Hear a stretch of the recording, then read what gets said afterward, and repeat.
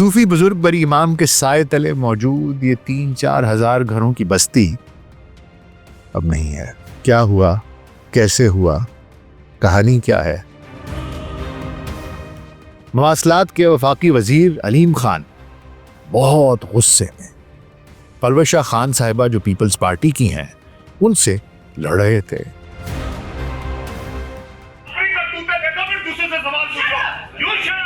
ایک دوسرے کو چور ثابت کرنے کی کوشش کر رہا تھا، بدعنوان ثابت کرنے کی کوشش کر رہا تھا،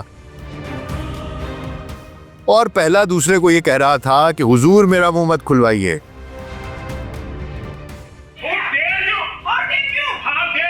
اللہ کا بھی کیا انصاف ہے، دینے پر آتا ہے تو ایک انسان کو کئی کالونیز دے دیتا ہے، اور جب کسی کو آزمائش میں ڈالتا ہے تو ایک چھوٹی سی آبادی کی چھوٹی سی کٹیا بھی اس کے لیے آزمائش بن جاتی ہے۔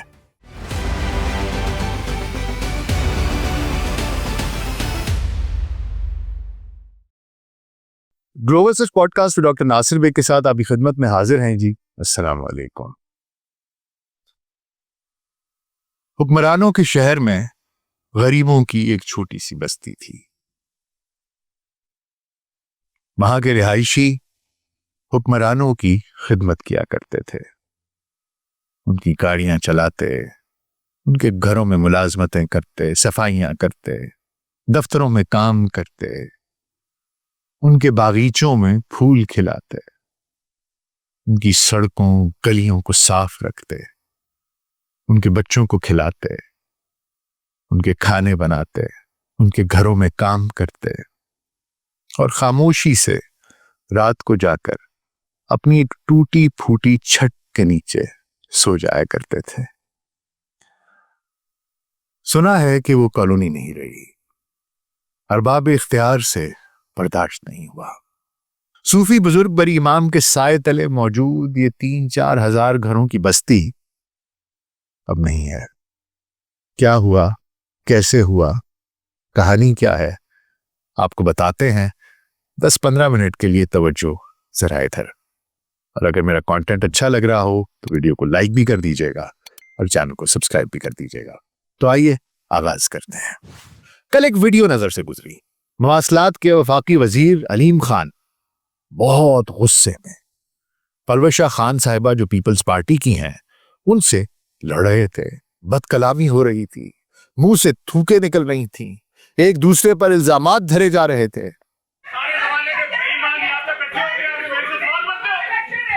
ایک دوسرے کو چور ثابت کرنے کی کوشش کر رہا تھا، بدعنوان ثابت کرنے کی کوشش کر رہا تھا، اور پہلا دوسرے کو یہ کہہ رہا تھا کہ حضور میرا منہ مت کھلوائیے۔ ہم نے تو جواب دے دیا نا، جب ان کی ذات کے اوپر بات آئے گی تو جواب نہیں نکلے گا۔ پردہ جو اٹھ گیا تو بھید کھل جائے گا۔ ایسے لگتا تھا کسی نے کسی سے کوئی بہت ہی ذاتی قسم کا سوال کر دیا ہے، نقطہ ایسا اٹھا لیا ہے کہ دوسرے کو تکلیف بہت ہوئی ہے۔ معلوم پڑا کہ پروشہ خان نے ایک سڑک کو لے کر سوال کیا کہ یہ سڑک کسی خاص کالونی کو فائدہ تو نہیں دے رہی، ایک نجی کالونی۔ آپ کو معلوم ہے کہ علیم خان بھی خود کالونیز کے مالک ہیں۔ اللہ کا بھی کیا انصاف ہے، دینے پر آتا ہے تو ایک انسان کو کئی کالونیز دے دیتا ہے، اور جب کسی کو آزمائش میں ڈالتا ہے تو ایک چھوٹی سی آبادی کی چھوٹی سی کٹیا بھی اس کے لیے آزمائش بن جاتی ہے۔ یہ مجھے سوچنے پر مجبور کر گیا۔ اسلام آباد میں حضرت بری امام کے سائے تلے، ان کے مزار کے سائے تلے موجود مسلم کالونی، اس کالونی میں موجود 3 سے 4 ہزار مکانات اور اس میں بستے ہوئے 30 سے 35 ہزار غریب پاکستانی غریب نفوس۔ یہ کالونی جو 1960 میں اسلام آباد کو تعمیر کرنے والے مزدوروں کو فیلڈ مارشل ایوب خان نے ٹیمپریری رہائش کے طور پر دی، اور اسے لیبر کالونی کہا جاتا رہا۔ جب 2005 میں زلزلہ آیا تو بہت سارے لوگوں کو یہاں لا کر بسا دیا گیا، حتیٰ کہ آزاد کشمیر سے بھی لوگوں کو لا کر یہاں بسایا گیا۔ اس کے علاوہ ہمارے ہاں آپ کو معلوم ہے کہ جو ایک تیسری جنس ہوتی ہے خواجہ سرا، ان کے لیے بھی یہاں ایک جگہ الاٹ کی گئی، مختص کی گئی۔ اس کے علاوہ کچھ لوگوں کے خاندانی رقبے تھے، کچھ شاملاتیں تھیں۔ گزشتہ 65 برس سے ان لوگوں کے پاس یہ جگہ اپنے گھر کے طور پر موجود تھی۔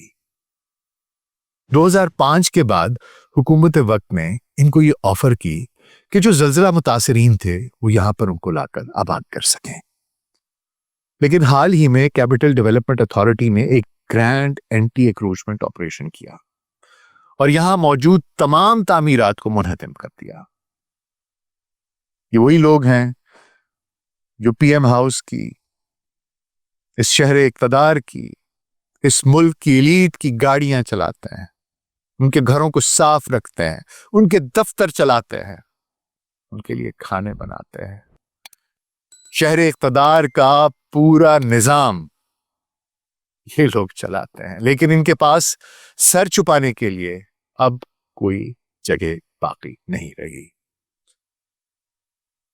کہا جاتا ہے کہ ایک زمانے میں مالکانہ حقوق کے لیے ان لوگوں میں باقاعدہ فارم تقسیم کیے گئے، پوری لسٹیں بنی، ان سے پیسے وصول کیے گئے، پھر ان کے نام پر ٹائٹل ڈاکومنٹ تیار نہیں کیے گئے، ٹرانسفر نہیں کیے گئے، الاٹمنٹ آرڈر جاری نہیں کیے گئے۔ متاثرین کا کہنا ہے کہ سپریم کورٹ آف پاکستان کی 2015 کی رولنگ ہے اور اس کے مطابق کوئی بھی صوبہ یا وفاق کچی آبادی کو نہیں گرائے گا، اور کچی آبادیوں میں چاہے ناجائز تجاوزات ہوں ان کو بھی نہیں گرایا جائے گا۔ سی ڈی اے کا موقف دوسری جانب یہ ہے کہ مشرف دور حکومت میں لوگوں کو پلاٹس الاٹ کر دیے گئے تھے، اور اس کے بعد سے یہ علاقہ، یہ جگہ جو مسلم کالونی ہے، یہ ایکس مسلم کالونی یا پھر ناٹ ریکگنائزڈ کچی آبادی کے نام سے جانی جاتی تھی ان کے کاغذات میں۔ خیر، لوگ یہ کہتے ہیں کہ جناب ہم نے ہائی کورٹ میں چیلنج کیا تھا، ہائی کورٹ کا سٹے آرڈر بھی موجود تھا، سپریم کورٹ کا سٹے آرڈر بھی موجود تھا، لیکن اس کے باوجود سی ڈی اے نے اتنا بے رحمانہ اور ظالمانہ آپریشن کیا۔ اچانک ہی سی ڈی اے نے آپریشن کیا اور کہا یہ جاتا ہے کہ مرحلہ وار شروع کیا گیا۔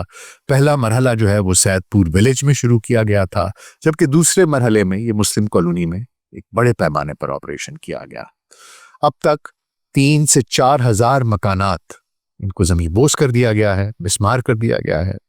30 سے 40 ہزار افراد بے گھر ہو چکے ہیں، جو پھر اب مختلف علاقوں میں منتقل ہونے کی کوشش کر رہے ہیں۔ یہاں پر مجموعی طور پر جو اراضی ہے، میں آپ کو بتا دوں کہ یہ 700 کنال ہے، جس کی سرکاری افسران کے مطابق مالیت 200 ارب روپے ہے، اور اب اس پر بغیر کسی نوٹس کے ہیوی مشینری کا استعمال کیا گیا ہے، اور دیکھتے ہی دیکھتے لوگوں کی جمع پونجی ان کے سامنے ملبے کا ڈھیر ہو گئی۔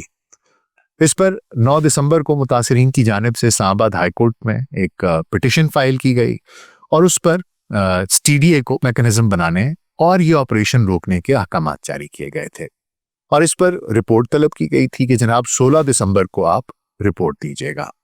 لیکن جب 16 دسمبر کو ان لوگوں کے وکلاء عدالت میں پیش ہوئے تو انہوں نے بتایا کہ جناب عدالتی احکامات جو ہیں ان کی خلاف ورزی کی گئی ہے، اور آپریشن شروع کر کے گھر مسمار کر دیے گئے ہیں۔ عدالت نے سی ڈی اے کو یہ آپریشن روکنے کے احکامات جاری کیے، لیکن عدالتی احکامات کے باوجود یہ آپریشن جاری رہا، اور باقی جو مکانات رہ گئے تھے ان کو بھی مسمار کر دیا گیا، جس پر پھر جو جسٹس انعام امین منہاس ہیں ان کا کہنا تھا کہ عدالتی احکامات کے باوجود یہ آپریشن نہیں ہونا چاہیے تھا، اور جو آپریشن کیا گیا اس پر قانون کو ملحوظ خاطر رکھنا چاہیے تھا۔ اور بالآخر عدالتی ریمارکس کے بعد اسلام آباد ہائی کورٹ نے اس پر فیصلہ محفوظ کر لیا۔ آپ کو ایک بات بتاؤں، جب یہ آپریشن کیا جا رہا تھا نا، اسلام آباد پولیس کی ایک خاتون کانسٹیبل ہے جن کا نام فرحانہ ہے، ان کا گھر بھی مسمار کیا گیا ادھر ہی مسلم کالونی میں، اور اس خاتون نے دل برداشتہ ہو کر خودکشی کی کوشش کی، اور انتہائی تشویشناک حالت میں اسے پولی کلینک ہسپتال منتقل کیا گیا۔ اور قسمت کی ستم ظریفی یہ ہے کہ وہ اسلام آباد پولیس میں بطور کانسٹیبل ڈیوٹی کے فرائض سر انجام دے رہی تھی، اور حال ہی میں اس کو سپریم کورٹ میں تعینات کیا گیا تھا۔ اور اس نے بھی اسلام آباد پولیس کے افسران کو، سپریم کورٹ میں ججوں کو، ان کے آگے منتیں کی کہ جناب سر چھپانے کے لیے صرف یہی ایک گھر ہے، تمام جمع پونجی اس گھر پر خرچ کر دی ہے، خدا را اسے ہم سے نہ چھینیے۔ لیکن سیٹیوں نے کوئی بات نہیں سنی اور تمام گھر نسمار کر دیا۔ محسن نقوی صاحب کی جانب سے یہ بتایا جا رہا ہے کہ جناب اس جگہ پر ایف سی ہیڈ کوارٹر بنے گا اور اس جگہ کا انتخاب کر لیا گیا ہے۔ یہاں پر ایف سی ہیڈ کوارٹر وہ بنائے گا، یہاں پر فلیٹس وغیرہ بنیں گے، جو وہاں پر جوان ہیں، افسران ہیں، ان کی رہائش گاہیں بنائی جائیں گی۔ اس کی وجہ یہ بتائی جاتی ہے آپریشن کی، کہا یہ جاتا ہے کہ جناب یہ ایریا بہت سینسٹیو ہو گیا ہے، ساتھ ہی پرائم منسٹر ہاؤس ہے، پریزیڈنٹ ہاؤس ہے، پھر اس کے بعد ریڈ زون ہے جہاں پر آپ کے تمام سفارت خانے ہیں۔ اس وجہ سے یہ ضروری ہو گیا تھا کہ اس جگہ کو یہاں سے ہٹا دیا جائے۔ اور پہلے یہاں پر ایک آپریشن اس سے پہلے ہوا تھا جب جو غیر قانونی طور پر افغان یہاں پر رہ رہے تھے ان کو یہاں سے نکالا گیا تھا، وہ پہلا مرحلہ تھا۔ پھر یہ دوسرا آپریشن جو ہوا یہ بھی 2 مراحل میں ہوا، پہلا سید پور ویلیج میں اور دوسرا مسلم کالونی میں۔ اب آپریشن ہو گیا ہے، گھر گرا دیے گئے ہیں، سب کچھ ملبہ ہو چکا ہے۔ متاثرین کا اب حکومت سے صرف یہی مطالبہ ہے کہ ہمیں اس جگہ کے بدلے کوئی متبادل جگہ فراہم کر دی جائے۔ کہا جاتا ہے اس پر سی ڈی افسران کے جو احکامات ہیں، جن میں ڈی جی انفورسمنٹ شامل ہیں اور متعلقہ اسسٹنٹ کمشنر اور پولیس، ان تمام لوگوں پر یہ ایک مشتمل ایک ٹیم بنائی گئی تھی پہلے، جنہوں نے نہ صرف ان گھروں کی ٹیگنگ کی تھی بلکہ نشاندہی کی تھی، اور اس کے بعد ان کو نمبرز الاٹ کر دیے گئے تھے۔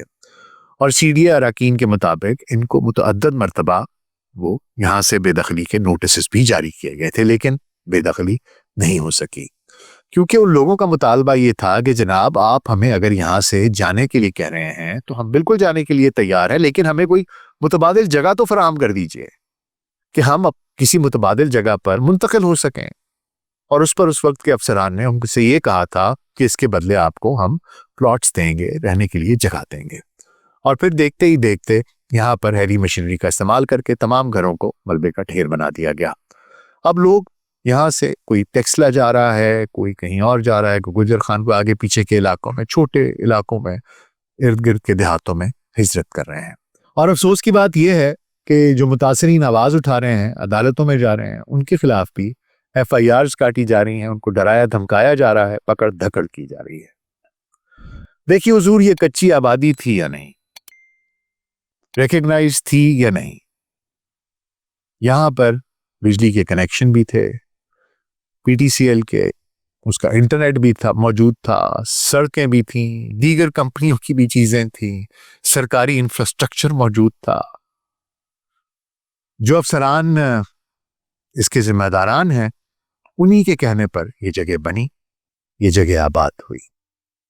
لوگوں نے رشوتیں بھی لیں، بعض لوگ کہتے ہیں ہم ماہانہ کرایہ بھی دیتے تھے، کئی لوگ کہتے ہیں ہم نے اس کو خریدنے کے لیے ڈاؤن پیمنٹس بھی جمع کرائیں۔ اب انہی افسران کے کہنے پر اس آبادی کو مسمار بھی کر دیا گیا ہے۔ سی ڈی اے کے ذمہ داران کے خلاف کوئی کارروائی ہو یا نہ ہو، لیکن آج 30 سے 40 ہزار لوگ، بہت ہی لو انکم رکھنے والے، وہ لوگ جو ایلیٹ کی خدمت کرتے ہیں، جن کی وجہ سے اصل میں یہ ملک چلتا ہے، جو در حقیقت پاکستان سے محبت کرنے والے پاکستانی ہیں، ان کے سر سے چھت اٹھ گئی اور وہ سوالیہ نظروں سے ریاست کی طرف، حکومت کی طرف، حکمرانوں کی طرف تک رہے ہیں۔ کبھی آسمان کو تکتے ہیں، خدا سے التجا کرتے ہیں، کبھی ریاست اور حکومت سے التجائیہ نظروں سے دیکھتے ہیں۔ ان کی التجا سنی جائے گی، ان کی گزارش سنی جائے گی، کیا ان کو کوئی اور متبادل جگہ الاٹ کی جائے گی؟ مجھے نہیں لگتا، کیونکہ مملکت خداداد میں اب یہ روش چل اٹھی ہے۔ عدالت نے حکم جو بھی دیا ہو، صحیح جو بھی ہو، غریب جتنا روئے، جتنا گڑ گڑائے، ارباب اختیار کو اس سے فرق نہیں پڑتا، کہ ان کو یہ باور ہو گیا ہے کہ ان کی طاقت بہت زیادہ ہے۔